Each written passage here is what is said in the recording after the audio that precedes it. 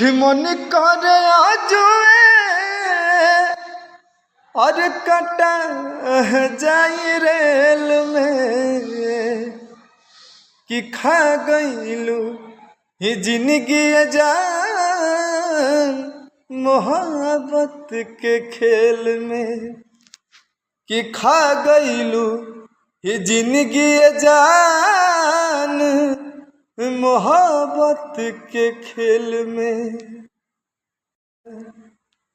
कि डर बाटे सैया से की और जान न जाए तोहरा पहला मिलन के हई बाकी ना सोचा का होई बीतत गोरी हमारा है मन पे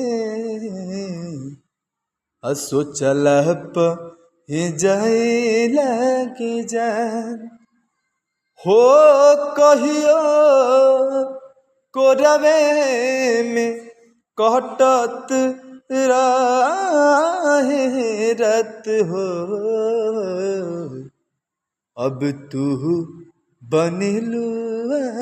जान हो कहियो कोरवे में कटत रहे रत हो अब तू बनिलू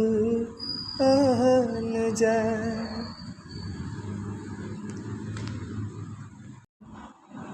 कि कवन कसूर के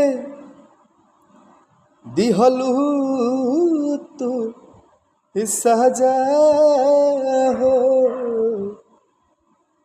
दिहलू तू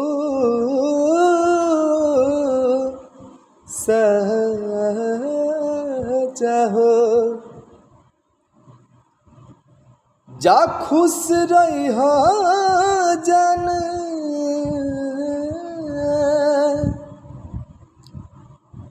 पाके अपन नया राजा हो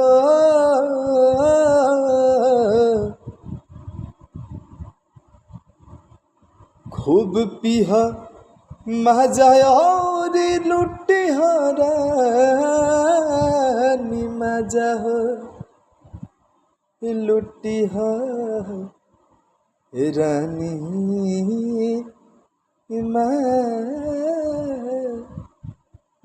मजा हो।